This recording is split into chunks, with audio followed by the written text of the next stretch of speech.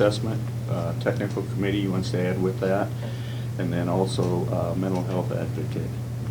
Is there any other additions or corrections or deletions? If not, we're in order for a motion to approve the agenda with the additions. So moved. Second. Got a motion and a second. All in favor, say aye. Aye. All opposed, same sign. Motion carries. With that, we've got the minutes from last week's board meeting. Has everybody had a chance to review those?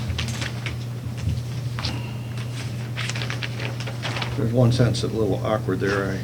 Had to do with the recorder's department. The second sentence, it said $34,400 in which fees were collected for Carroll County.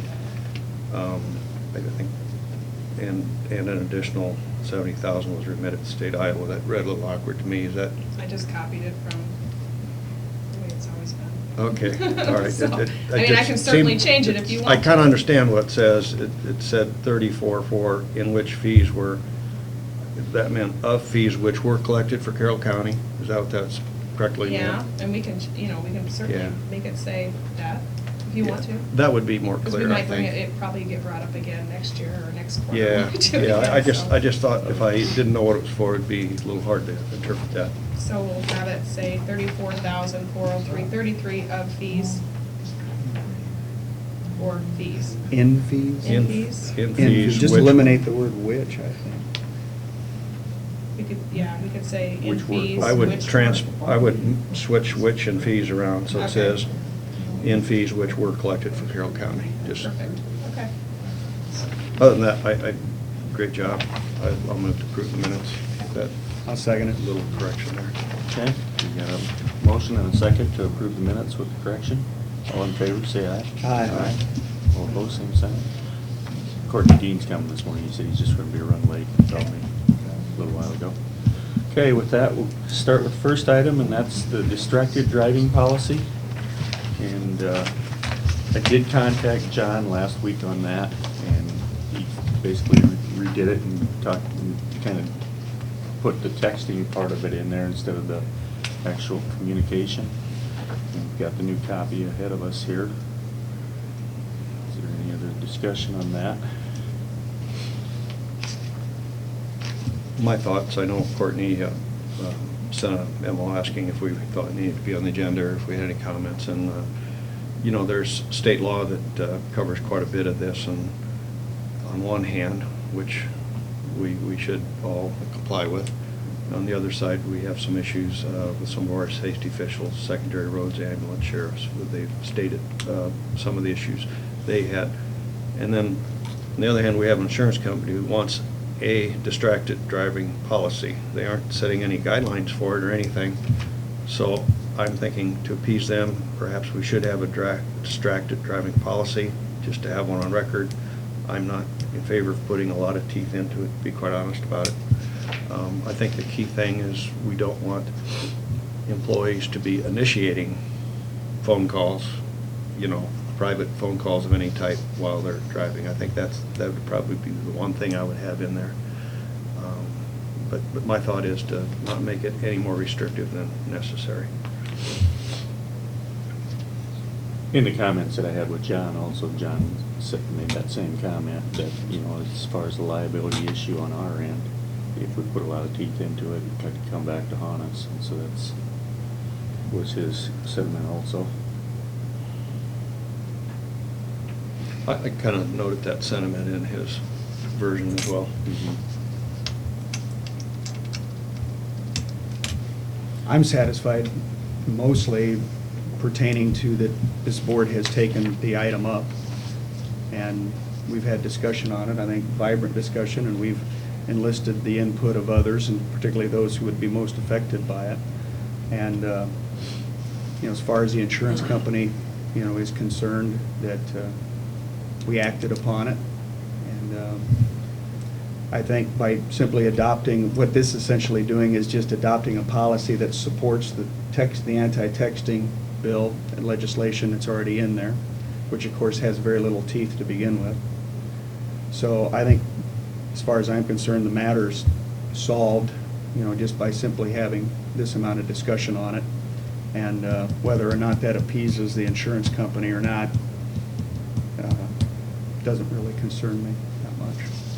We're not gonna jump at everything that an insurance company asks to do. They certainly don't. I guess the comment that I have is the people that it's gonna affect the most are probably like the sheriff's department, ambulance, secondary roads.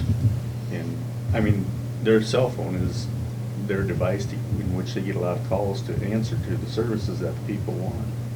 And so I just don't feel that we need to push that issue. I mean, it's part of public safety. Well, and we've got computers in our cars, we have, you know, that we have to, that's our source of our communication. We have the radios in our cars, also the source of our communication, you know, with our mics and all this and that. So, you know, it's difficult for us to say we're not distracted when we're driving down the road. Yeah, we are, but we're also watching to making sure that the safety of our well-being and also the people on the roads too. The reason I would kind of hedge one towards the initiation of calls as opposed to the reception of calls, let's take a sheriff's deputy. If he's got an incoming call on his cell phone, till he answers that phone, he doesn't know if it's a social call or an emergency. Exactly, you know. On the other hand, if you're initiating calls, you're in control. Yeah. So that was kind of a little divide line that I thought of.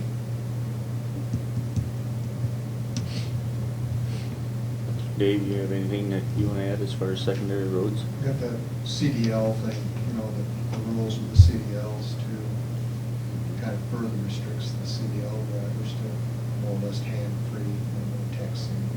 And many of our guys are in CDL operations when they're out there.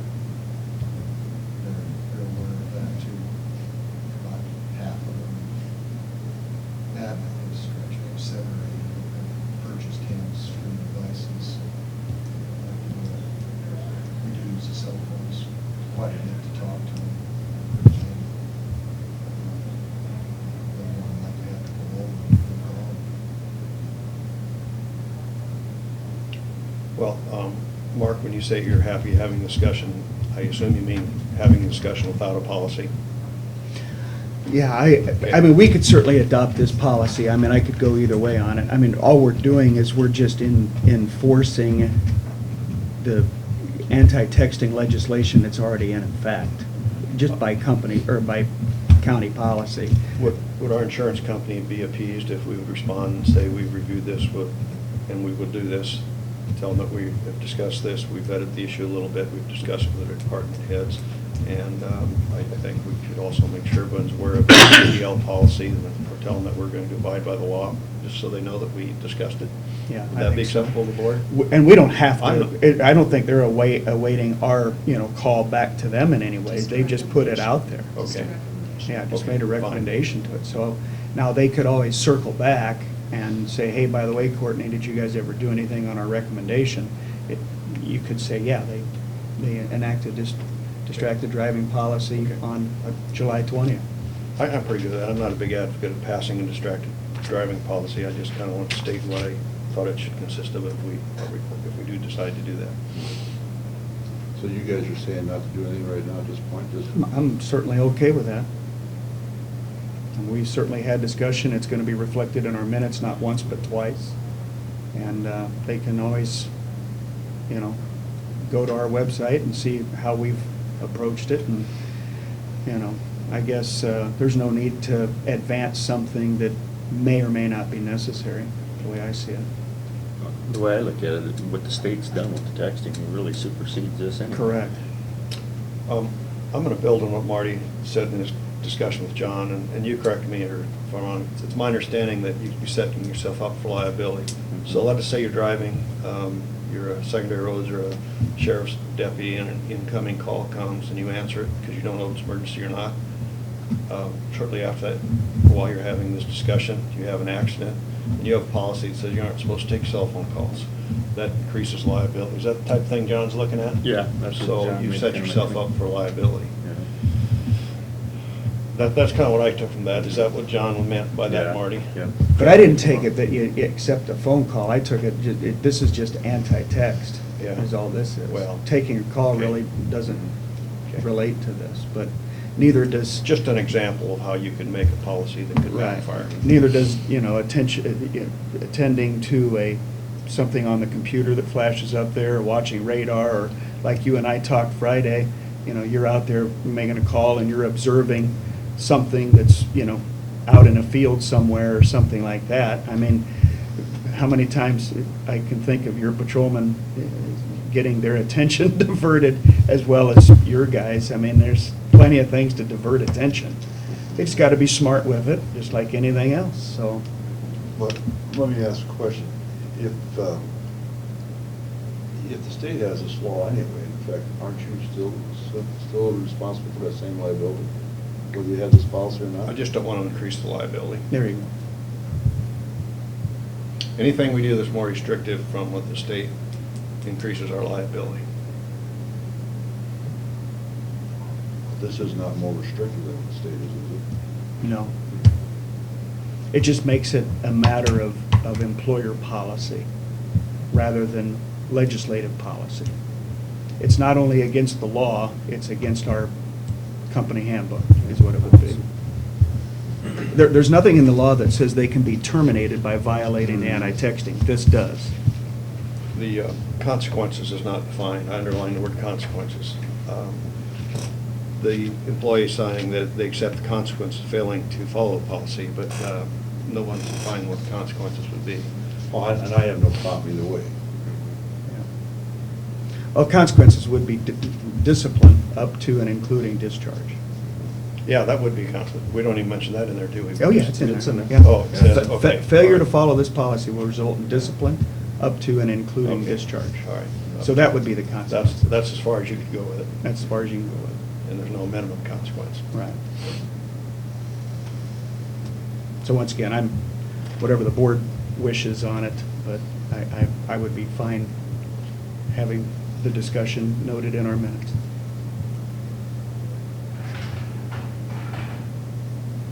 Any other discussion on it? So you would just note that we endorse the state of Iowa's law.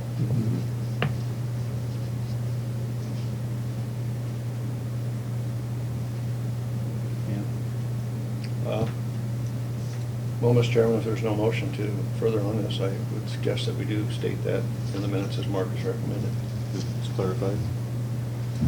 No problem with that. Yeah. The only law that, Doug, the only law that, and excuse me if I'm wrong, I just from ambulance calls and things, the only law that you guys are allowed to break is speed in response to an emergency, or can you not even do that? No, we can. You can speed? Yeah. Okay, yeah, just like an ambulance call, they can speed, but they're not supposed to bust any red lights or fail to yield or any of the rest of those things. No, we still have to follow the law. I mean, once we red lights, we have to use. Sure. We can go through them, but the thing is, the liability that you want to go through. Right. Well, and if you speed, you're still gonna have that liability too. Right. If something happens while you're speeding, you still Right. got that liability, you're still over the law. Right. Right, exactly. So, yeah, If someone has other thoughts, I'd be more than happy to bring it back up. yep, same here. Shoot that. Okay, if there's no other discussion, then we'll go down to the second item, secondary roads. B? Morning. Bring it. Thank you, too. Have a good Thanks week. for being here, everyone. I've got 2 utility permits from Breda Telephone Company. They're both running 4, what do they call it, a 4-fiber line? Yeah, 4 fiber optic communication line to service new houses. The first one is about, what is it, 400 and 500 feet, about 1,700 feet of new line on Concord and 110th to service a new house. Got a really nice description that I guess I can read that too. The next one.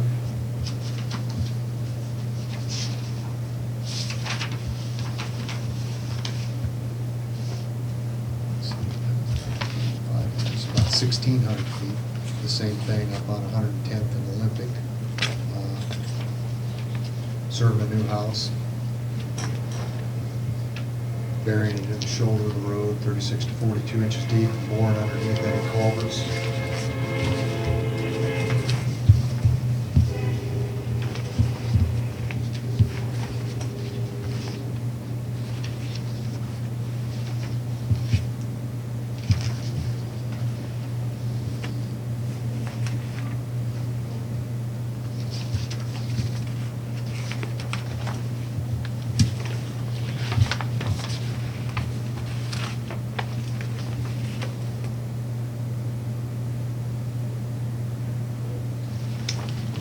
Two new houses.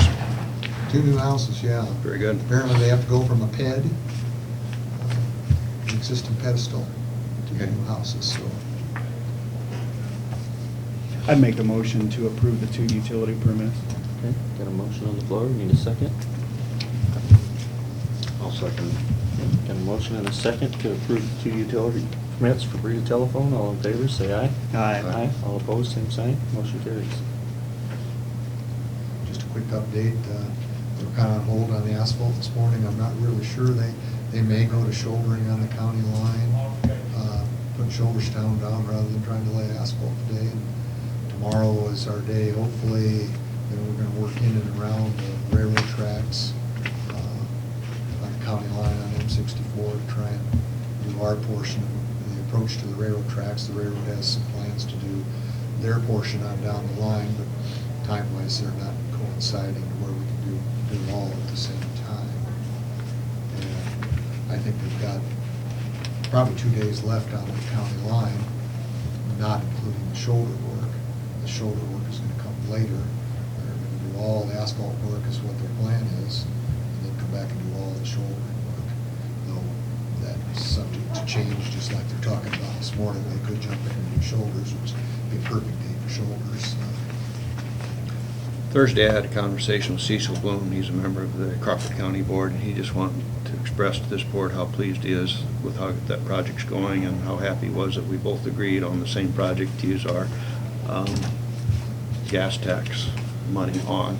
So, and he's also happy that as some projects close down roads, that this road is fairly kept open during the construction project. So he just had a lot of good things to say about the cooperative effort between the 2 counties for this project and the fact that it involved the gas tax that we've enjoyed. That's nice to hear. That's kind of what Paul's been telling me, that it looks like it's going to be a real nice road. The traffic control is, with the flag people, is really good. They really do a good job at it. It seems to be probably about the safest way you can do it.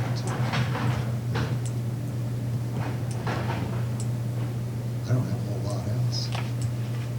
Okay. Are you gonna be around afterwards? I got a couple of road issues down by Coon Rapids. I want to visit with you.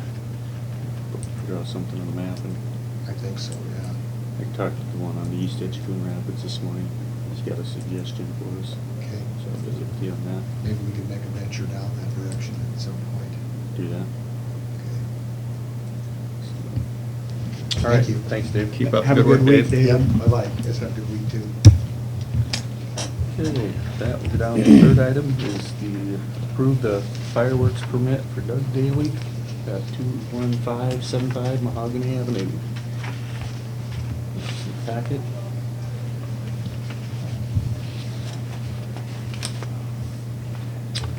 I'll move to approve the fireworks permit. I'll second that. Okay, got a motion and a second to approve the fireworks permit for Doug Daly. All in favor, say aye. Aye. All opposed, same sign. Motion carries. Okay, that will go down to the fourth item is the Deuce parking lot.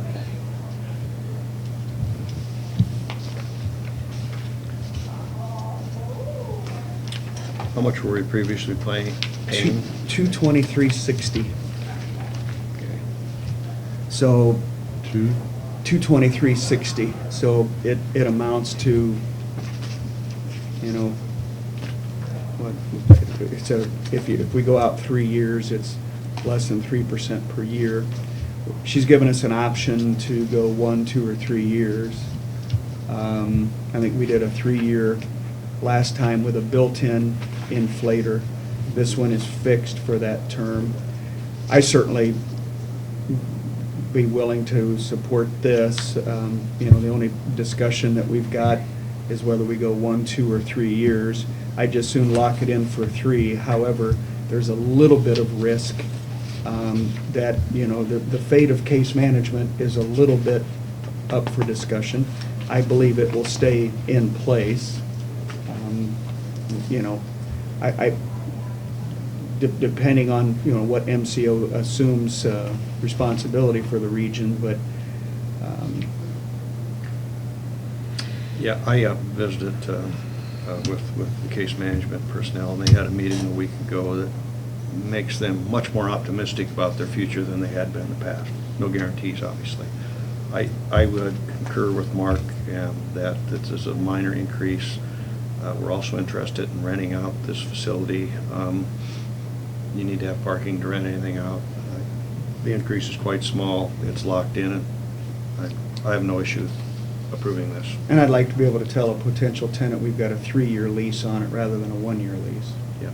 And the thing is, even if the case manager does leave, we've still got some other services out there that's going to still housed out there, I'm sure. Well, VA, of course, VA would and be. general assistance. Yeah, and general Yeah. assistance, so. With that, I think I'd go ahead and make a motion to approve the extension of the lease in the amount of $230 for a period of 36 months. I will second that. Okay, we have a motion and a second on the floor to approve the $230 per month for 36 months. All in favor, say aye. Aye. Aye. All opposed, same sign. Motion carries. Okay, with that, we'll go down to item number 5 is the Iowa Drainage District Association funding.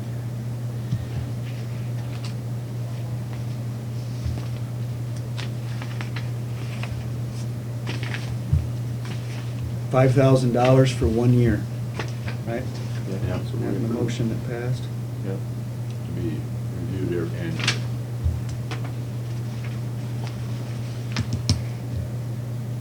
Courtney, do you have any suggestions where we should take that from? Well, either way, we're gonna have to do a budget amendment. Yes. If we took it out of local option, we'd have to do a budget amendment first, because we don't have any money budgeted to come out of there. We took it out of general basic, it's in the board's line, under legal and court related. We could take it out of there, and when we did our next budget amendment, we could account for that, because there's already money budgeted in that line for union thing, union negotiations and sort of lease, I think, comes out of there. Yeah, union and the parking lot lease actually comes out of that one. Well, local option, of course, can be used for any legal purpose, and this request also aligns quite well with that item line in our general basic, so I think it could come out of either one. I'm kind of leaning towards taking out of the general basic. And I've got other reasons for that. I know sometimes we've tried to, because we have a minimum taxation that we need to put in the general basic, and we've usually had some carryover in that. I think that'd be a more appropriate place to, for fiscal responsibility area to take that money from. Yeah, and I really have no problems which other fund we take it out. I just think that it should be shared by the total population, because this thing is going to affect not just drainage districts, eventually the drain. It'll affect every tile line in the county and residential and everything. And when you take out local option, it affects everybody, maybe in a less direct effect, but it's still everybody's money once it gets in Yeah. the system. My point hasn't changed. I still believe the drainage district should be assessed. Because, and I know it affects everybody, Gene, but it doesn't affect them at their faucets. Unless you're on the Des Moines side of this. Well, my point is, if they go and win this case, it will not just affect those 3 drainage districts up there. It's gonna affect everybody. This thing will continue to mushroom, and it will not be just a. But then, wouldn't that be the time to address everybody in the county then? When that By happens? that time, the case will be over with. Well, the lawsuit is just against the drainage districts today. I think we're backing it to protect the entire population. Yeah. Even That's the though way the I look at it. specific, you're correct, the specific lawsuit is against drainage districts, but I feel that the essence of it is to protect the entire population. Everybody drinks water and everybody eats food. It's affecting everybody. But again, if you defend against the ones that are drinking the water, you're kind of siding on the Des Moines side of this. Well, You follow me? I mean, just, that's okay, where let's you're take pouring it out of drinking the water, tap. but if this goes through, it's gonna affect them on food then. And, yeah, again, okay. But I'm only debating. To me, I think if we don't put a stop to this thing, it's gonna affect everybody, and I agree with what he's saying. We're out to protect the general public. I did check with Green County to see how they were handling it, and they are assessing it to the drainage districts in Green County.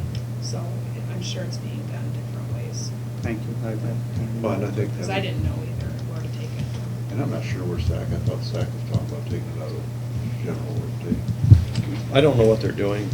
I know it actually only affects like 400 acres of one drainage district there, so if they're doing it that way, that particular drainage district would get the total assessment, and I don't think that's the case. I think it's the same case of BV. Right. They would, if it's down to, if you want to get it down to the organic level, in BV and SAC in Greene County, they would be just assessing the drainage districts that it's in. And I highly doubt they're doing that. And, Mark, if we did it with the drainage districts, then we got an issue then with what's the one that has their own trustees? 7-7, is it? 23. How do we get them to contribute into it? They would have to act on it. I'll argue that, Gene, they have contributed to it. They belong But to you're the right, association. we wouldn't get it for this. They belong one. to the association. They I have, mean, they have contributed to it, I'll just state that. Okay, never mind. I know, you're coming from the other side, that we gotta, yeah, even though they have. If they have, They've always joined that association. yes, they have. That dues does not really commit money to that lawsuit, I don't think. Not as much as what it would be a donation. Mhm. I'm still in favor of either two ways, and I have no problem with either one. I'll move that we take it out of the general basic as a motion to discuss. I will second that. Okay, we got a motion and a second to take the 5,000 for the Drainage District Association funding out of general basic. All in favor, say aye. Aye. Aye. I'm going to All opposed? abstain because I wasn't present for the discussion. Nay. Okay, and next we'll go down to the CADC Housing Needs Assessment Funding and then the Tech Committee.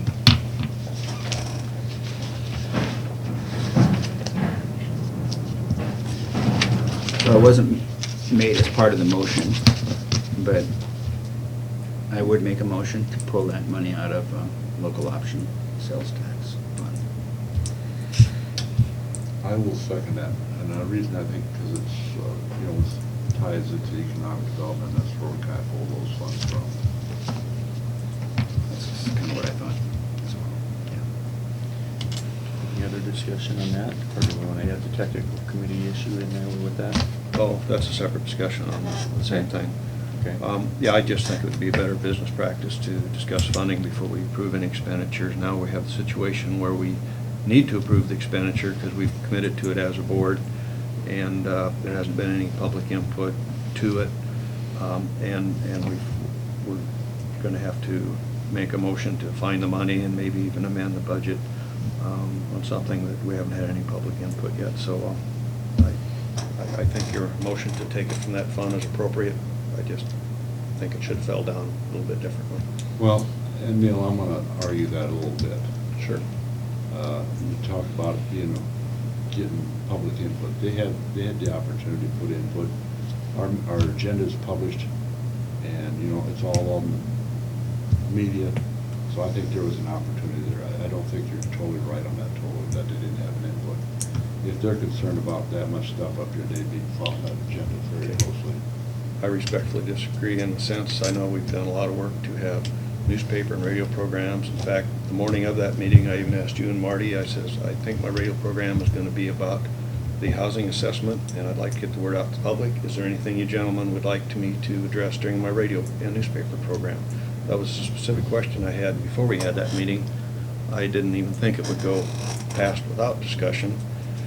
And furthermore, I think that's kind of, we've done such a great job of outreach to the public with the radio and the newspaper. We've gone out in public and had public hearings. We're asking for public input. And this isn't a situation where we're backed into the corner. It was a discretionary expense that didn't have to be approved Monday. I think the public had a very small window of opportunity to participate in this. The only public meeting we had was here. And so by the time they heard about what happened here, it was done. So, yes, Gene, there was opportunity for public input. I think the window of opportunity was very, very small. Well, and I'll just respectfully disagree, because I think That's there's a fine. lot of stuff that we do up here, the annexation of Cheltenham, that we didn't give anybody the opportunity there neither, or the motor grader. So, I mean, I think we are elected to make some of those decisions on our own, and I think that's enough discussion on that. I guess I want to add one more thing there. I think part of the public input is part of this study, That's right. and that's where I lean toward. Okay. All right. I I'd like had- to address that a little bit later. Yeah. And I will, but let's continue with the, I'd prefer I had with the funding. quite a bit of discussion prior to the motion I made, and I had a good follow-up afterwards. You know, a lot of people called me on it. A lot of people stopped me on it. I'll tend to agree with you on that. Yeah. So I feel that it was,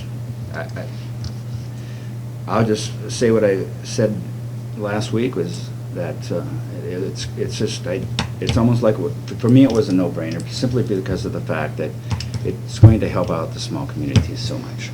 I believe strongly in that. Well, And the sooner that- apparently I have no brain because I voted otherwise. I've had considerable contact. Tons My of it. wife, even my wife got contacted more than once, just going to get groceries the other morning, telling her to thank me for how I stood up for public input. And I know during our discussion, you stated how you talked to Mr. Schwabe and how you valued his opinion. That was public input, and I don't know how he knew about it or who approached who, but I value all public input. And that could be combined with his. I don't believe in shutting anyone out. But I don't know what this has to do with funding, but Right. let's discuss this a little bit later. Okay. In the additional item, which has to do with the, yes. Okay, with that, we'll move on with the funding. Did we? We have a He's got a Yeah, motion. motion and a second. Yeah, so all in favor of motion? All in favor, say aye. Is there a second? I second. Gene Is there a second? seconded. Yeah, I'd like a little further discussion on it. You know, I always feel a little eclipsed when I vote against a measure and then later have to come back and figure out a way to fund it. Moving forward, I would suggest that anytime we do fund something, that's part of the discussion, part of the motion.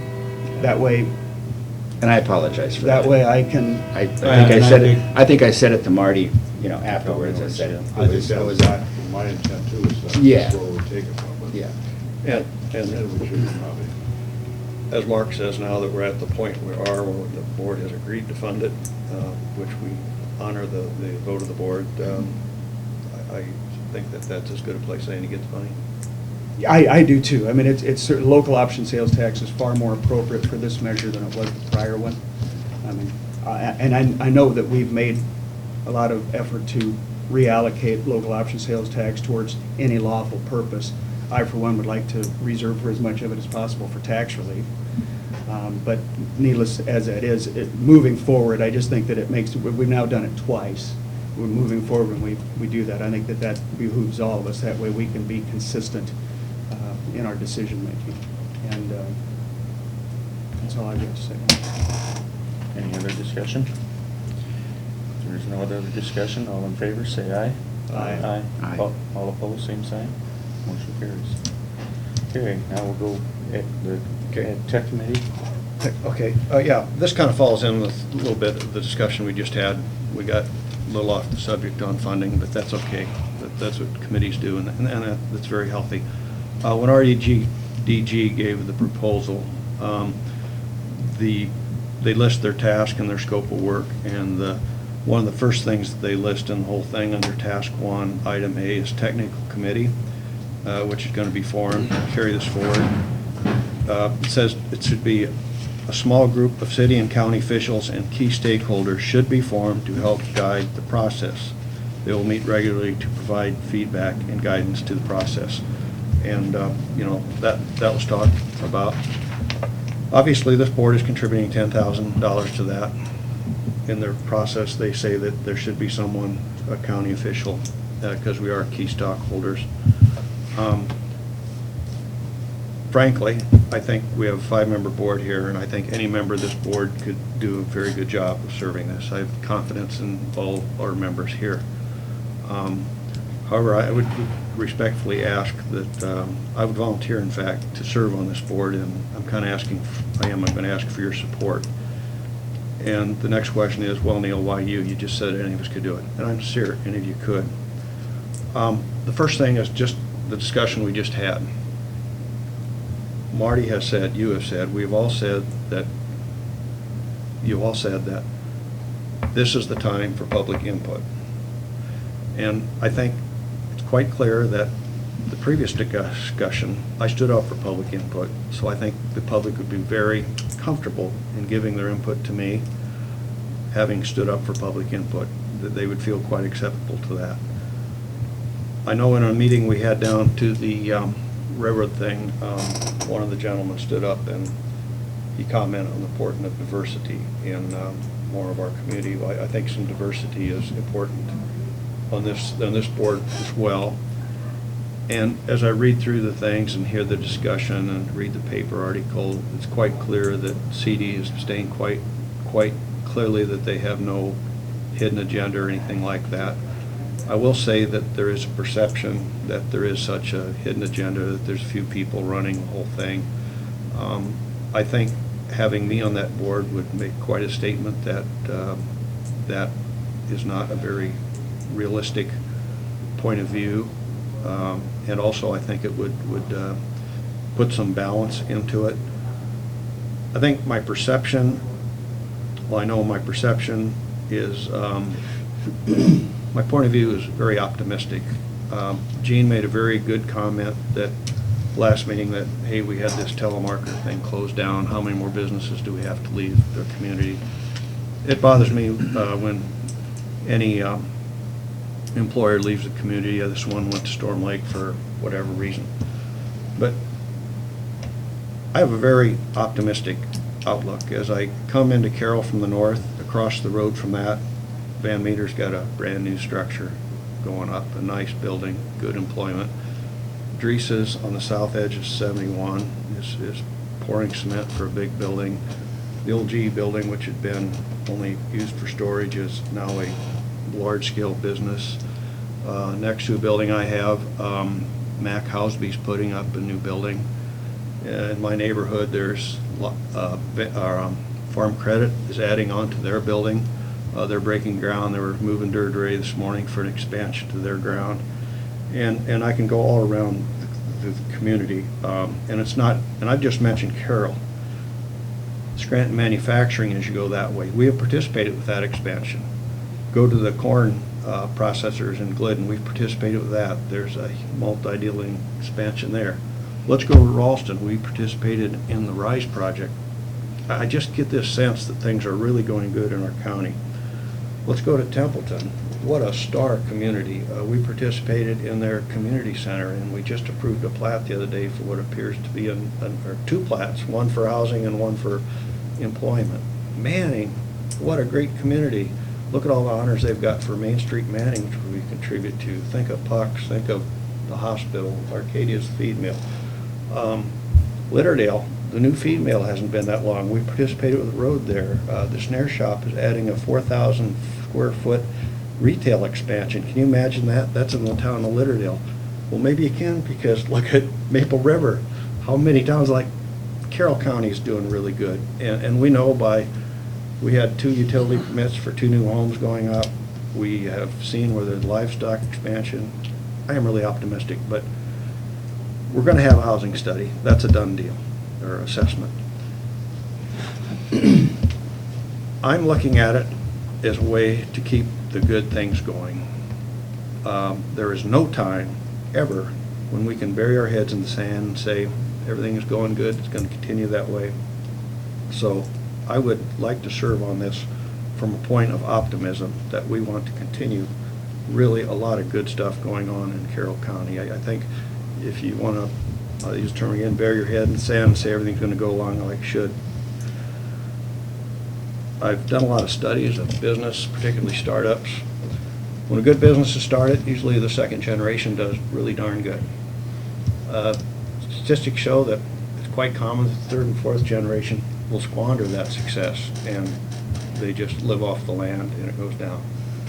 We don't want to squander the success we got in Carroll County, and I want to be part of building it. So I'm also quite outspoken, which here's evidence right now of being somewhat outspoken. I think you know that I'm outspoken, but I try to base my opinion on facts, and the reason that that's good is because if I'm taking facts out of context, I can be corrected, but if not, we're going to look at them. So this is getting kind of long, I understand, but I do think I would add credibility and balance to this. And now I'm going to go way back in history. Just something that I read the other night. In 1787 at the Constitutional Convention, these weren't a bunch of good old boys that had the same idea and just had a great time and moved forward. This was a very diverse group of hard-headed people. It was very contentious. It was falling apart and falling together. And one of the eldest member, Ben Franklin, who kind of tried to put some adhesives, came up with a very famous quote. He said, "We stand hither to consult, not to contend with each other." And I think I would bring that thing where I would consult and be consulted rather than contend and be contentious. So anyhow, I'm just asking that we request a board member on that technical committee and make it quite clear I would be very enthused to serve.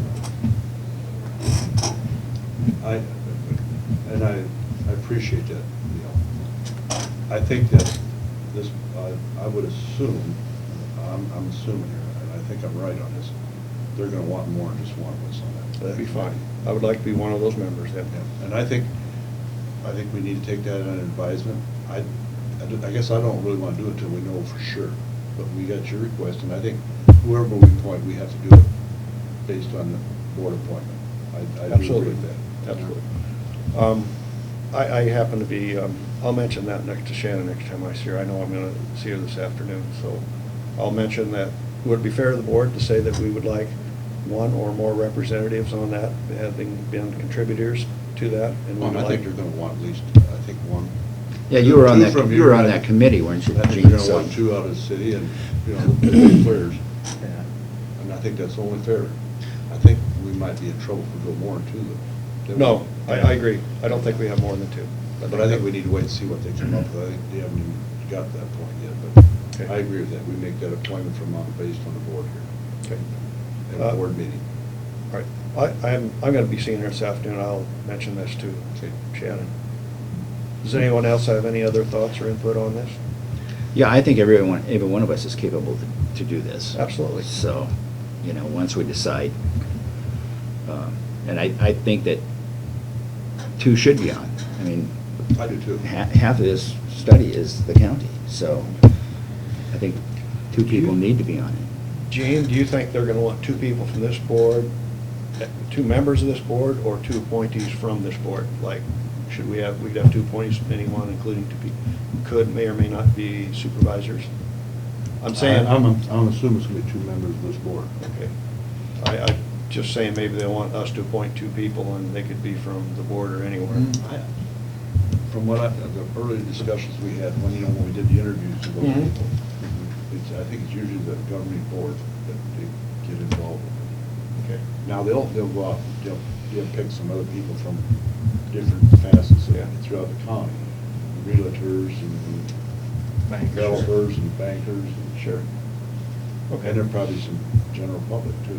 I'll question Shannon, but I think this afternoon she should. I think that number's gonna be, they're gonna try to keep it down as much as they can, but I think in this circumstance, I think you're gonna have it, I would guess it could be up to 10 people or better. Okay.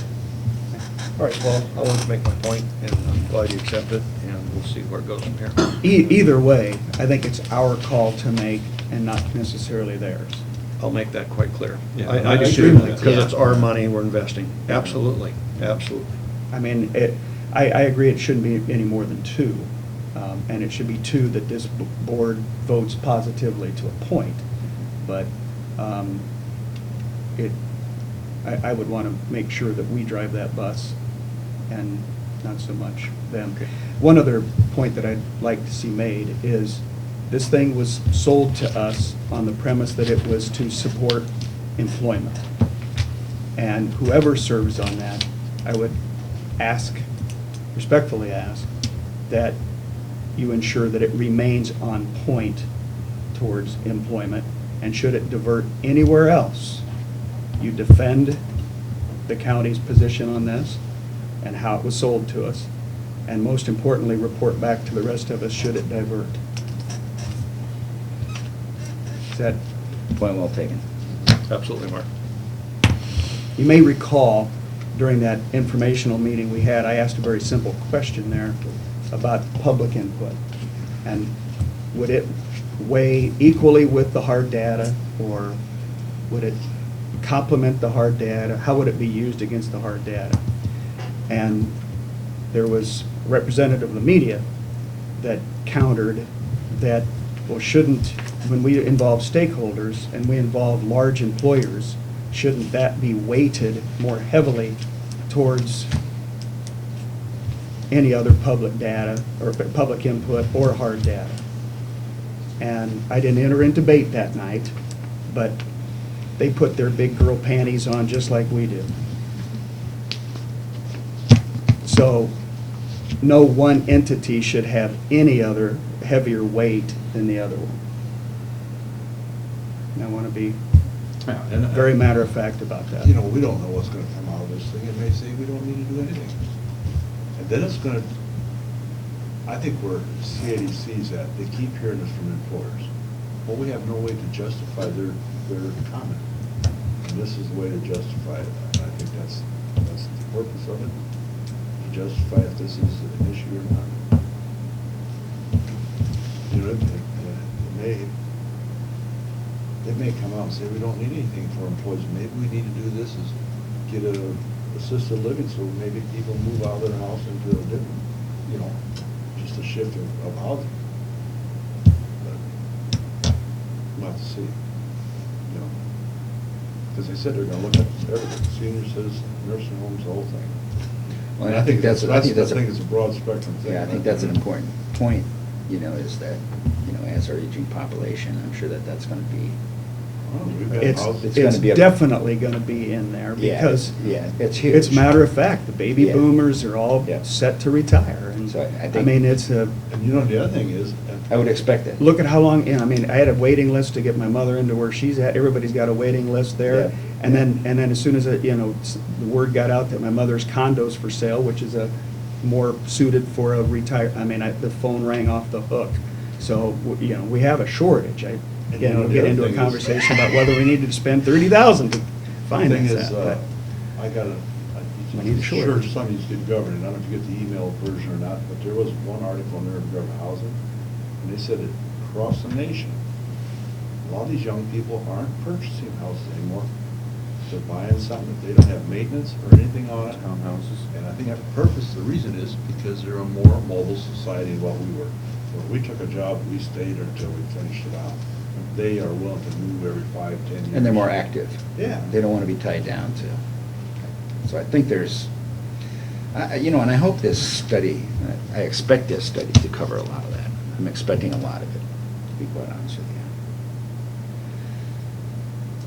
But yeah, we know what some of the issues are, because we face them, like you did with your mother.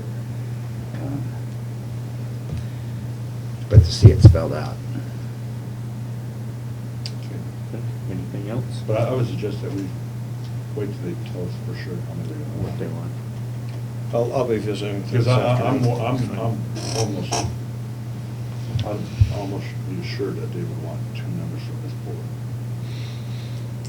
Okay. Very good, thank you. Okay. All right. Thank you guys for your input. Okay, with that, we'll go down to item number 7, is the fiscal year 16 interfund transfer resolution for Maple River wastewater fund. It's in your packet. And this is just a document, so we can do those transfers about, do it every month, right? Yep. Right. I'll make a motion that we approve the interfund transfer resolution for Maple River wastewater fund. I'll second that motion. Got a motion and a second in this resolution, so it's roll call. Dancer? Yes. Beardmore? Yes. Shetler? Yes. Miners? Yes. Bach? Yes. Motion carries. Okay, so that takes care of the one for Maple River. And item number 8 is the fiscal year interfund transfer resolution for the Mount Carmel wastewater. I'll make that system. motion. I'll second it. Okay, got a motion and a second there. That's a resolution. Dancer? Yes. Beardmore? Yes. Shetler? Yes. Miners? Yes. Bach? Yes. Motion carries. I do need signatures on these. Okay.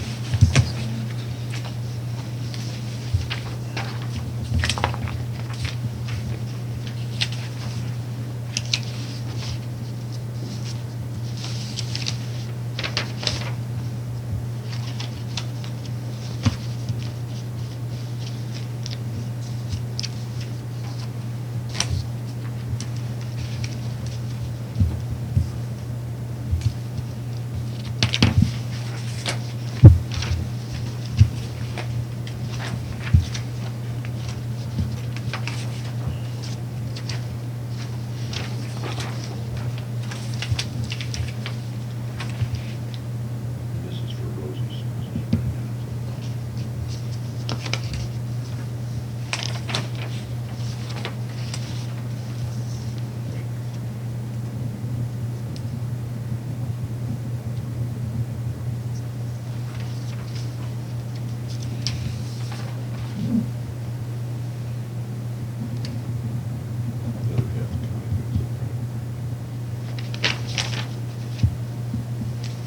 Okay, with that, we'll go down to item number 9 is the Rolling Hills Community Service fiscal 16 invoice, and that's in your packet.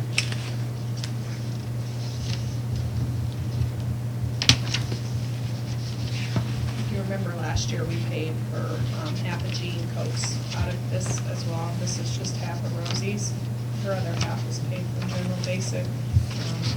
You'll notice there's a change on the health. I think when Dawn did this, she had our initial rates and they went down. So when I checked the math, I made a note that it was actually less. So I contacted her and she was okay with just making the change on the invoice. So Without having to redo a whole thing. she said that wasn't necessary, so. And I kinda like that they paid all up front. Yeah. Yeah, we That's got- kind of a nice Run a thing, business so. like that, sure. I'd make a motion to approve the Rolling Hills Community Services invoice for Rosie. Okay, got a motion, need a second. Second. Okay, got a second to approve the invoice. All in favor, say aye. Aye. All opposed, same sign. Motion carries. You need a signature on that. Okay.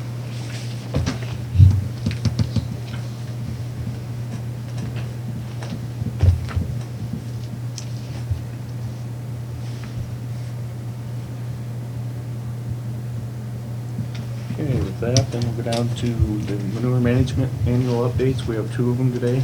One is in section 27 of Iowa Township in Sac County for Fresh Stage Farms. That one, they added acres, changed their crop rotation, and are using manure analysis. And then the second one is section 13 of Ewald Township, and that's JMK Finishers, Jason Klein. And that one is just an original plan update. So that's it for the manure management line. Pass those down to Courtney.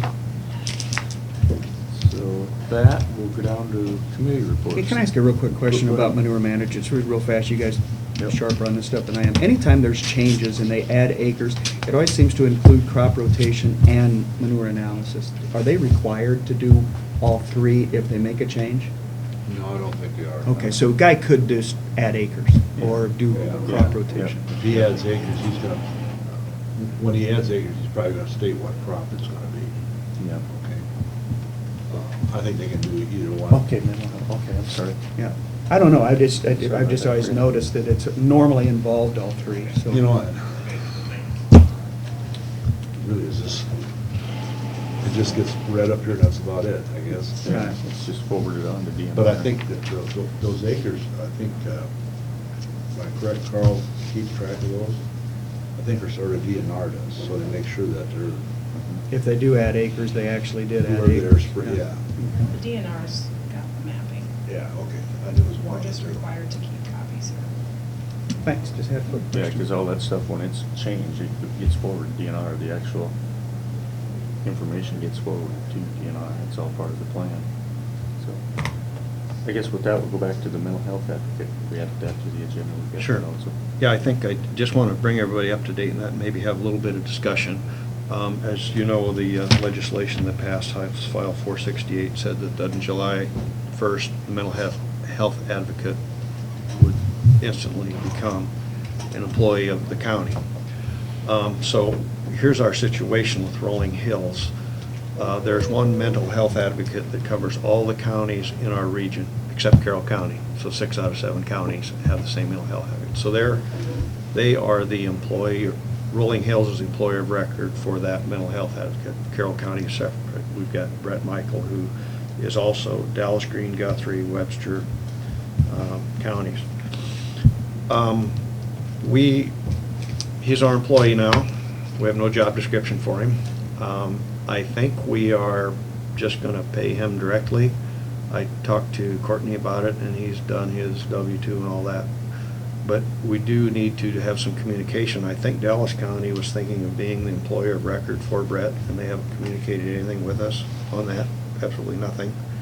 So if we're gonna be an independent for the services they does for our county, that's okay, but we should get a job description for him. Before this, he was employee of the court, and the court had the job description. So at a very minimum, we're gonna need to get a job description, and I visited with Courtney about this, and she's gonna contact Dallas County and see if they have, intend on being the employer of record and handling everything out of there or not.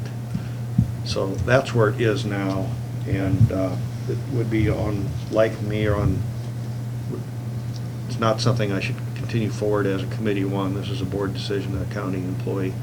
So that's the information. Is there any other discussion we need to have in this? Otherwise, we can just wait to hear what Courtney learns with Dallas County. Okay? So, and how many does he do, Brett? How many counties? 1, 2, 3, 4, 5. 5 counties, So including really, us. Has Dallas indicated that they're gonna be the employer of record, or it could be any one of them? I've just heard, it could be any one of them. And Who decides that? well, if they're gonna be the employee record, we'd have to concur with some type of 28E or something Well, like that's that. what I was gonna say. Gene. Yeah, I mean, absolutely. That's or right. Carroll County could even do it as far as that. So we have not done anything, actually.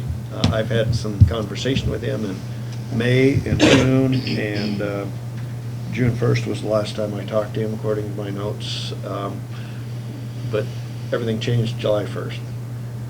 And my discussion with him was, I basically... Running late behind the 8 ball on this. Yeah. And, I don't know, I'm aware of it because of being on Rolling Hills. Does he say where he's gonna get his paycheck now? Pardon me? Doesn't he say where he's gonna get his paycheck? I would think it was I think he's probably right now gonna get 5 paychecks, is the way it looks to me, unless we... one for each county.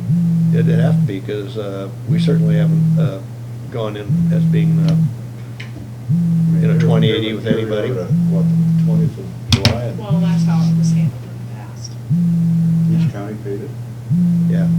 So if nothing changes, Gene, if we take no initiative, we're gonna owe him some money, probably the 1st of August, for the service he's done to us.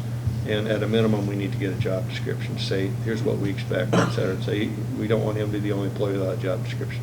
And that should be agreed upon in every county too, and by every county's paying. There needs to be a 2080. And I think the reason Courtney and I thought that Dallas County is one to contact, that's basically where he lives, it's kind of his home county, so to speak.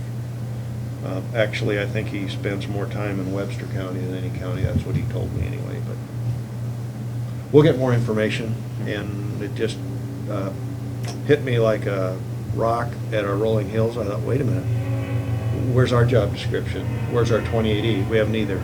We need to take action. Do they have one on the other person on the other rest of the rolling hills? Yes, we've approved a job description. Nothing else would boilerplate that.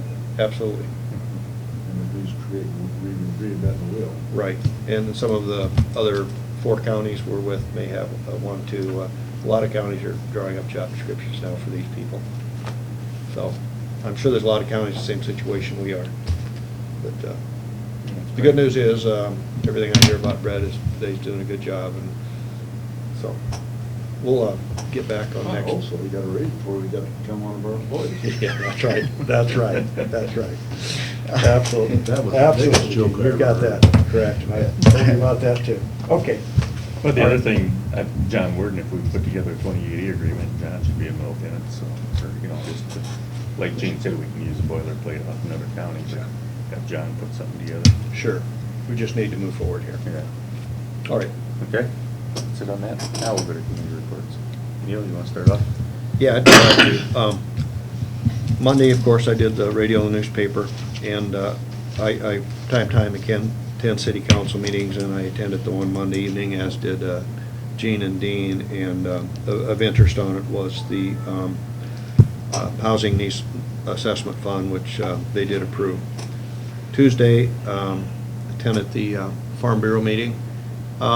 They go a lot over some of their legislative goals. There's couple things that were discussed that coincide with what we're doing, and one of it had to do with the drainage district, drainage lawsuit that we previously discussed, and also there's some discussion on which was Waters of the United States, which is, the name has changed, it's now the Clean Water Bill, which is passed, and it did get corrected a little bit, but those are 2 issues that we are just perfectly aligned on. I also met on Tuesday evening with a member of the Board of Adjustment, and I think some of you were at the meeting, but he informed me that they did approve the adjustment on the variance, I believe the correct term is, for the construction in Maple River. On Wednesday, I met with the RSVP and foster grandparent management, signed checks. I know one of the programs they had going was these little free libraries. They got 5 of them up around different communities, and so they're off to a good start there. On Wednesday, along with Mark, I attended the Coalition for Human Services meeting. One thing I did there, when they go around the table, they ask each of us, as Mark and I always do, tell what's going on in our different jobs, and we of course do a lot of things that don't concern human services and some that do, but I did stress to them that we do have some office space which we're going to be wanting to rent out, and I thought this was the perfect group to bring that up to, just as exposure. You never know if one of them is looking for a new place or a place to expand or something, so I mentioned that to him. The program was Katie Kenobi. She talked about nutrition and wellness, and you may remember when we did our budget, one of our discretionary spending items we considered was giving some money to this nutrition and wellness, and that's who it ended up with. So that was that meeting. This was like a week of meetings here. Thursday afternoon, I had a CEO evaluation with Don Menser. It was a closed session at her request. So I will say that things went very well in the closed session, and we discussed some things, but overall, she got a very good job evaluation. Also, after that, on Thursday afternoon, we had the Rolling Hills meeting, and First item was crisis stabilization services update, which is Plains. They have purchased a home in Sac City, which they're getting retrofitted, and they think they'll be open in late fall. I wasn't too happy to hear that because there were, in addition to Mallard View and Plains bidding on it, there was other interested parties which would have participated. Had they known, they could have had this much time to do it. But Plains got it, and it's just taking them longer to do than what they thought. So it's unfortunate that a couple other entities, in addition to Plains and Mallard View, couldn't have been in on the bidding, but they were quite upfront, like, hey, we can't get this open this fast. We could do it, but not this fast. Plains says we can do it this fast, but now they can't do it that fast. We had a little discussion about the mental health advocate, and the importance of that is, I think I already explained what we did there and brought that. We need to have a regional audit. I know Dan always says, look at all these expenses we're having now that we never had, and one of them is an audit. And none of the auditing firms will give us a hard figure. They will not put in a bid that I will do your audit for this amount, because there's never been an audit done. Hunzelman, Putzer and Company has done work for some of the counties, including BV County. They come with highest regards as being a very reputable company. They estimated $8,000, but they're not going to be held to it. We went ahead and approved them to do our audit. We're required to have an audit. But next year, we're going to bid this thing out. Next year, we're going to say, here's an audit that got done. This is what it entailed. If any other audit firms are interested, this is what they did. This is what it cost. They can bid on it again, and so can everyone. So next year, we're going to put it out for bids. We couldn't get a bid this year. So we went with the best we had. Other things. The thing of importance I want to talk about has to do, when Dawn met with us at our meeting here, this board brought up the issue about block grants versus fee for service. I wished I had known this at our meeting on Monday, that I think it was Tuesday afternoon or Wednesday. I think it was Monday or Tuesday afternoon. I believe it was Monday afternoon after this meeting. I got an email from Dawn, and she says the Carroll County Board had some concerns about block grants, and I'd like to have you add it to the agenda and discuss this with the rest of the board, which I appreciate. I wished I could have had that information hours earlier so we could have visited, but I did have asked Courtney to send an email out to each of you, and Mark responded, and it basically said the same thing that I think we all discussed, that we understand that a block grant up front can be okay because there's a lot of unknown, kind of like this audit. Buying a house, Yeah. you know. But once we get going, this should shift over to fee for service, which is more accountable and all that. So I did visit also with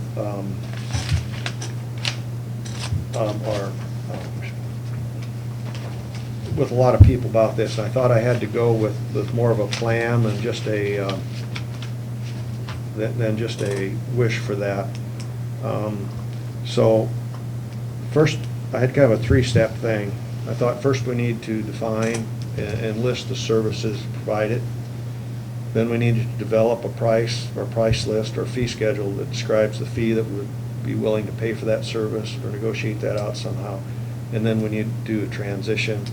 And I thought a good deadline would be for fiscal year 17. Fiscal year 16's already been approved and we're in it. So I brought this up for discussion. And one of the people there has a block grant from us to find jobs for mentally handicapped people. She said fee for service won't work for us. What we have is a person hired to find jobs for people. And so I said, I understand maybe not everything can be a block grant, and I'm thinking like the clubhouse here, we always did that as a block grant. It'd be hard to do that for fee services, but there are many things which can be fee for service, and just because we can't do it for all doesn't mean we can't do it for those that are appropriate. And so we had some discussion. As the discussion went, Cecil Bloom was adamantly in favor of it. Rick Heck commented that this is going too fast. He thinks it's going to take an additional year in order to know where we're at a little better in fee-for-services. And Ida County was notably absent, so no idea there. But the other three counties, Dennis from Cherokee County, Scott from Calhoun County, and Paul from Buena Vista, had they listened, but they didn't comment either way, so I'm not sure where they are. But we have agreed to ask Don, and we've charged Don with contacting the rest of the regions, hoping that some of them are doing fee-for-service, and to see what they're doing or intend to doing, and bring that information back to us during our next meeting, which is August 26th. So that's where that ended up. Next meeting, we're going to discuss it again at our August 26th meeting, and hopefully we'll get it. And Well, I, even if it is in fiscal year 18, at least it's a move forward with that. yeah, I mean, to me, after that point, there's anything different than going to a doctor, you pay a fee. Okay.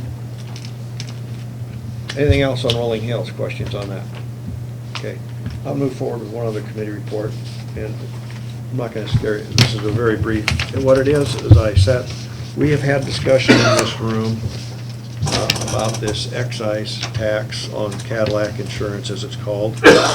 And there's a website that was recommended by some of the supervisors, groupservicesincorporated.com. They have a webinar. It's an hour webinar, which is number 2 in your sheet, that I sat through the whole thing and even sat through parts of it twice, and had quite a eye-opening thing that really added to the discussion that we've had concerning this Cadillac tax.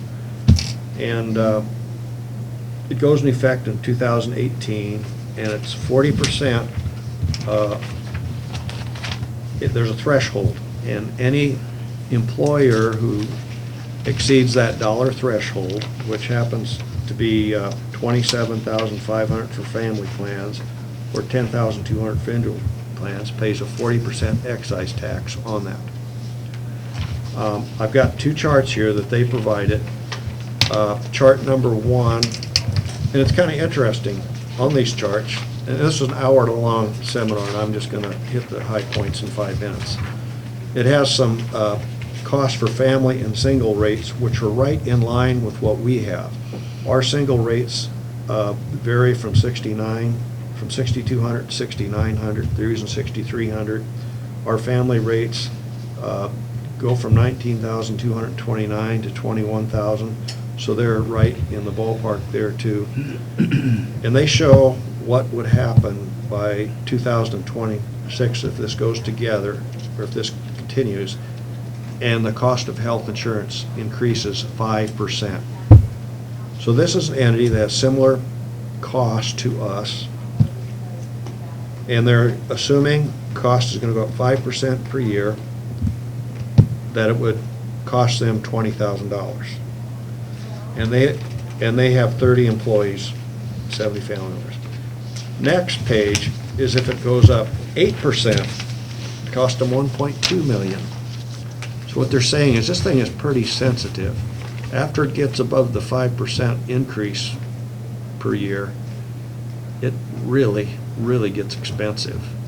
And at that point, you need to decide whether to, as they say, pay or play.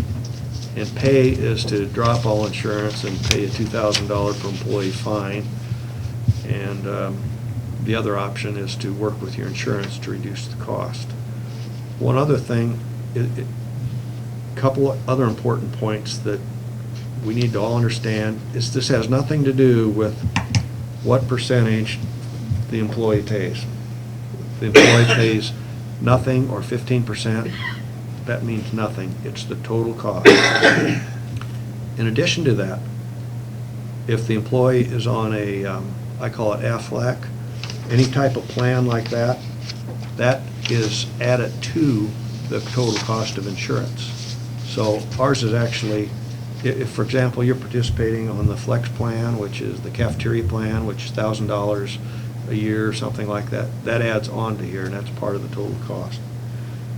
The bottom line isn't if this is going to affect us, it's when. And it goes into effect 2018. So it's something we need to be, we can't wait for 2018 and say, okay, this is costing us, going to cost us a lot of money next year, what do? We need to be proactive. An excellent example of what we did was just what we did to our insurance with getting our reinsurance lowered down. That reduced the total cost. That's the kind of thing we need to do.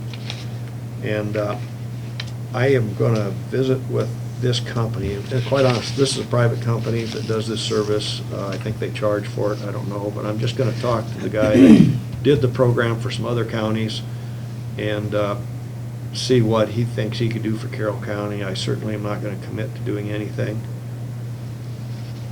Well, one of the things we could do to prolong it off is, my understanding is, in the past, Blue Cross Blue Shield gives us suggested premium. If our pool is high enough, we could not use suggested premium. And we've done that in the past, Blue Cross. Yes, we have. Do a lower premium, and that's one way we can hold this off for a little bit. Mhm. So anyhow, I will encourage you all to, if you have time, it's an hour-long webinar, to go to that website, Group Services, go down here and click on On-Demand Webinar if you want.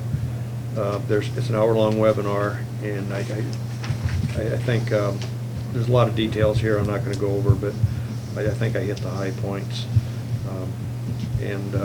So I'm going to bring this back to you again maybe next meeting to see if you've had any other thoughts on it. And at 1:30 today, I'm going to have a telephone conversation with the person here, Tom Schultz, who has done this for other counties. And I'll bring that information back to you. I certainly am not going to commit to anything. Neil, you might recall that in June, and Courtney, you sat in on that webinar too, that NACO had one Mhm. on this excise tax. And the illustrations you have there blend well with the information that I had there too. So if anybody cares to, that webinar is on the NACO website. You can find it right off the home page there. But it parallels exactly what's being said here. And this discussion begins with the unions. We've got to bring them as a partner to our table. If we start making significant changes of any kind to hold our premiums down, which is the only way to be able to escape this, unless there's any kind of repeal to it, which is all politically charged, then this discussion really begins with the unions. You know, they represent nearly half of our employees. And when Gene and I sit down next year, presumably, if we still do it, we'll have secondary roads as part of that discussion, but the rest of our agreements are all open to renegotiate our insurance. But this begins with the unions. This webinar hit that point right on the head.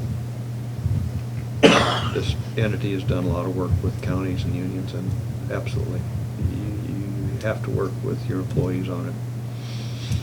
What I've asked Courtney to do is go back like 5 years to pull up what our single and family rates are, and I just want to be able to tell you how much the percentage increase has been per year in the last 5 years. I wish I could tell you that today and then say, well, if that happens in the next 5 years, where are we going to land on these charts here?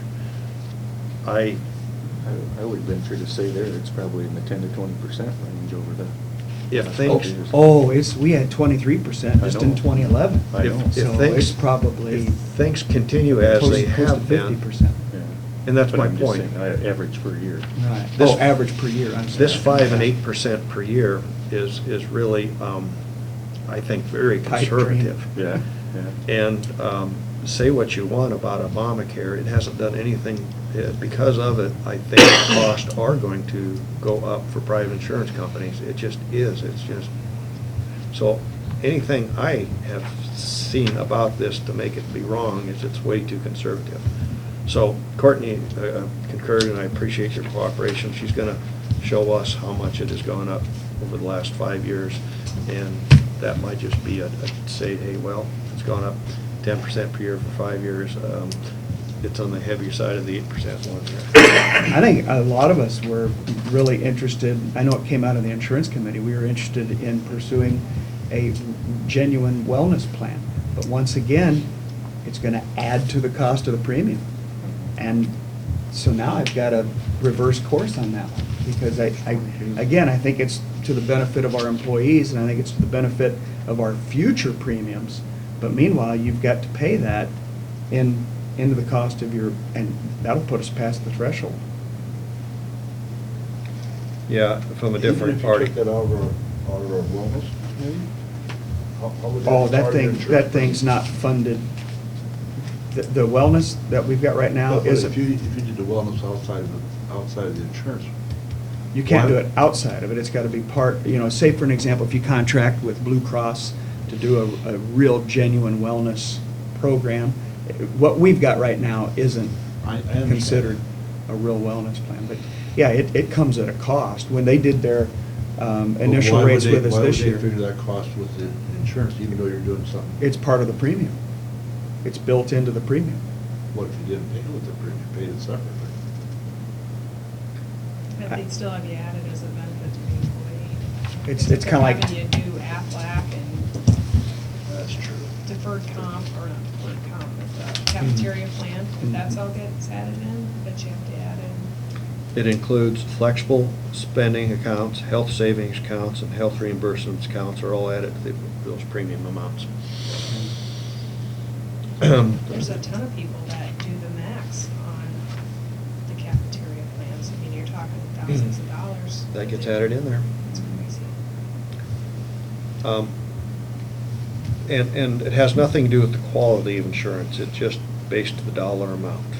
And sometimes quality insurance costs more.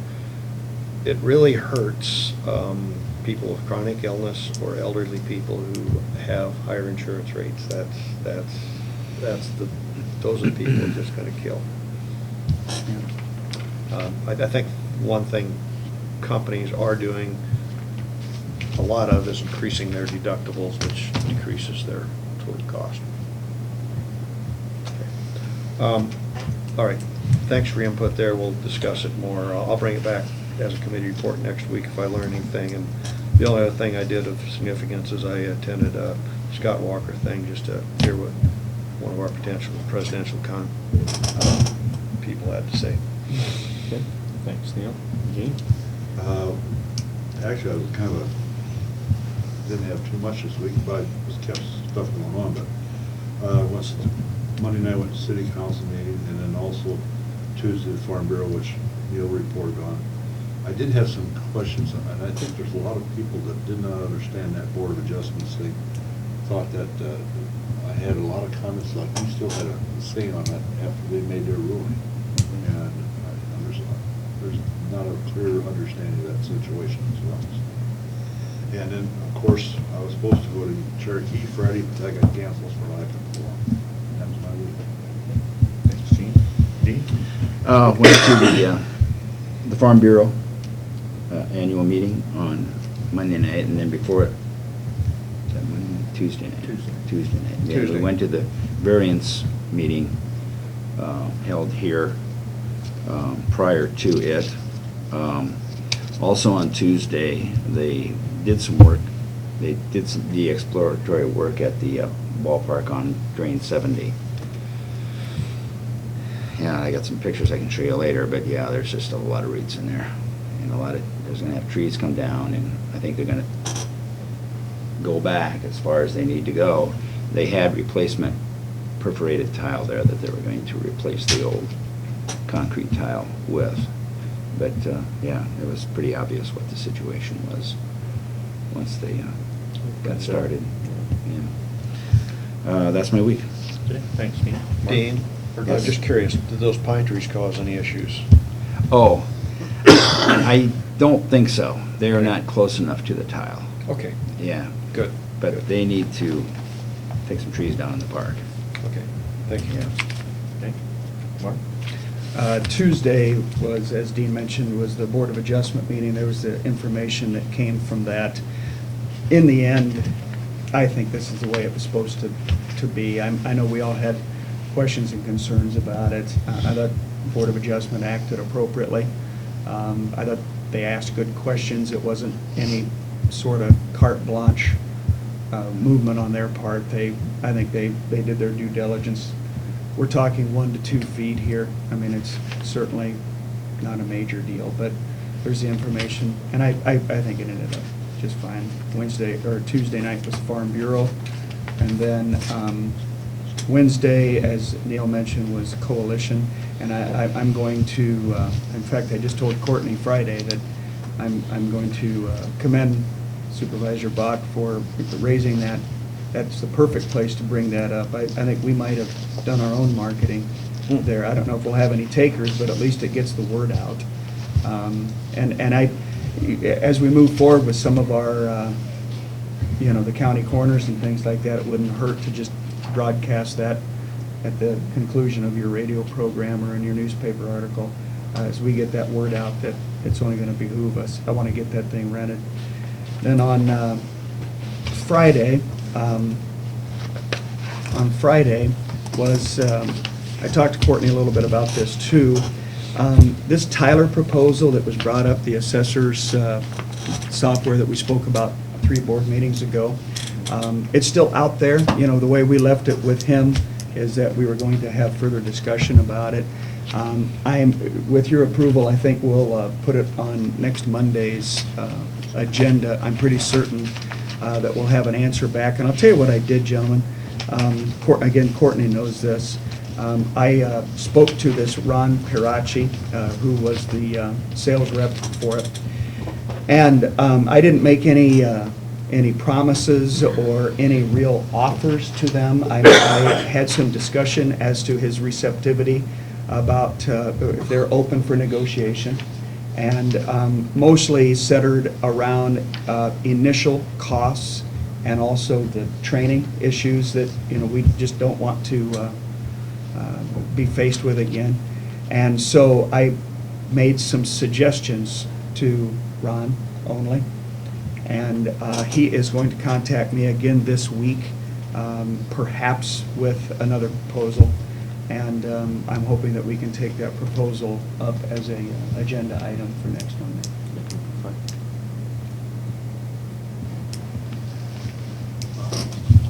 Do they have 2 different size buildings here? No, the one is just the setback distance is different on it. One of them was the DNR's first proposal, and then the second one is the The current actual. So location. how Yeah. far are they from the property line? The building? The building itself, Just beyond 8 feet, because the setback was 10, and this thing Yeah. encroaches about 18 inches, is what they said. So about 2 feet. Yeah. I was by there Thursday night, and they're, had their first wall started up. yeah. 2x4s are in the air, it's going vertical. One thing that I will say on this, while you brought that up, Gene, is, it shows it here.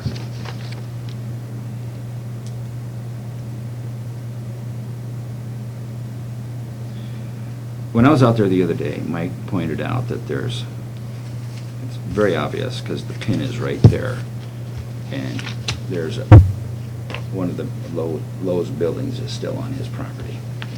And she refuses to allow him to take it down because it is supposedly grandfathered in from the county or something. See anything about that one that's out there? You might want to ask him about that. Anyway, he said, well, this is the next thing that needs to be cleaned up, so. If you want to talk to Mike about it, I'll talk It's to on Mike the- about it as it's on well. railroad property or? Is that a No, civil issue or a it's- county issue? Well, it's probably more a civil issue, and we'll probably be involved in it, is the way it looked to me, but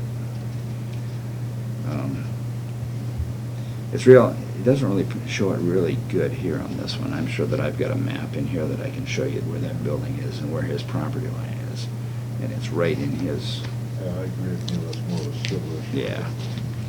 He thought that we might get involved simply because of what she had said. We'll just have to see where it plays. Yeah. We're gonna go from there. Anything else, Mark? That's it. Okay, thanks, Mark. Thank you. Okay, last Monday evening, had a Wesco board meeting over in Denison. Still working on the can redemption center over there. We're in the process right now of still renting machines like out of Kmart, and fountain cans, just put them in a machine, and we can't keep up. So we're still in the process of trying to figure out how to put together a conveyor system. Clay had visited with a gentleman from around Schleswig that was gonna try and put something together with a stainless steel conveyor. And he came back with a price of about $100 a foot, and we need 100 feet of it. So it'd be about $100,000 to put in a conveyor system with a scanner on it. So we're going back to the drawing board and see if we can't kind of condense that and see what we can come up with, and Clay's working on that. Clay's also, we kind of update our vehicles. We get some of the older vehicles in the fleet. We've got 2 of those that we want to update. Usually we'll buy 2 vehicles, just used vehicles, and we're usually spending that $5,000 to $10,000 range roughly, and in the process of putting proposals together for that. Then on Tuesday morning, had a solid waste board meeting. We're in the process of buying a new 973 track loader. We had a 963 that we had rebuilt about a year ago, or a little over a year ago. It's been nothing but trouble. Oh, no. And so we're worked out with the rep from Caterpillar to kind of work with us on that, on the trade. And then also we've got a 963 track loader that we bought from Crawford County when they closed their transfer station up, and we needed new tracks and pads on that, and so we kind of worked that into the trade. We're going to trade the old 963 in that we had rebuilt. We're going to get $107,000 out of that, and it'll still cost us about $390,000 for a 973, which is a bigger track loader.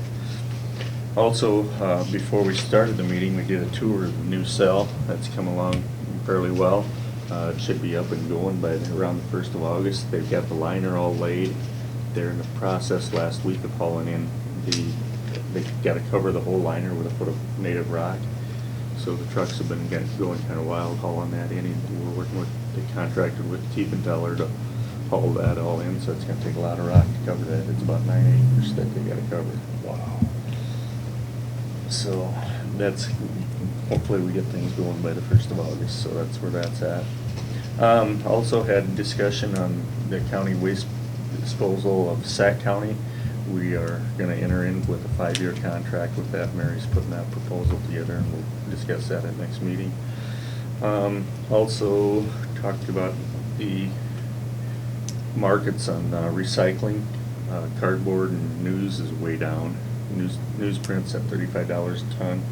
Cardboard's down to about $72 a ton, which is fairly low. So that market has just kind of gone sour. So then on Tuesday evening at the Farm Bureau meeting, you guys pretty much have commented on that. Wednesday had the Region 12, went in and signed checks there. Thursday evening, got a call from Lauren Danner on the grain leg issue. Went to that meeting Thursday night. It was 2 of the airport commissioners were there, Greg Seaman and Gene Vincent, and also Lauren Danner, Marty Halbert, and Marty Danner and myself. That issue, they are going to pursue it. And I talked to John a little bit on Friday about it. We probably will get involved in it. What they're proposing is that when I talked to John, he thought probably the city of Carroll would be involved in pursuing it with the owners of it. And after that, he thought maybe the owners would come back after the county on the issue. So we'll see where it plays out. It's going to be a legal issue, and I think we need to let legal take care of it. That's my comments. So this would be the city of Carroll pulling a legal issue on the county of Carroll, is that correct? Basically against the owners, and then the owners come back after the county. So they're indirectly pulling the county into it. Mhm. I see that. And then on Friday, met with a landowner down by Coon Rapids in regards to cleaning out some culverts and some road ditches, so that was pretty much my week. What is native rock? Pea gravel, native rock, the three-quarter inch. Said sand. native rock, and I can't think of any rock that's artificial or whatever. Yeah. Pea gravel and native rock is what it's called. Okay, all right, thanks. Crushed limestone, crushed concrete would not be native rock. No. Although it That's is the only- native. although that's That not might native be- rock. That's only It's man-made. Where was it road then? Yeah. Okay, that's why, I didn't know what native rock was. It's kind of an interesting Yeah, term. Pea gravel and then native rock is what they refer to it as. Okay. I see your point there, yeah. Now we I get didn't know. Limestone would be considered native to me too, I Yep. suppose. but- Maybe when we meet with it, Glidden in October on our communities all working together, we could bring this up about Carroll, if the city of Carroll cooperates to go against the landowners, they bring it back to the county. It's kind of communities working in reverse, I guess. Comes around, goes around.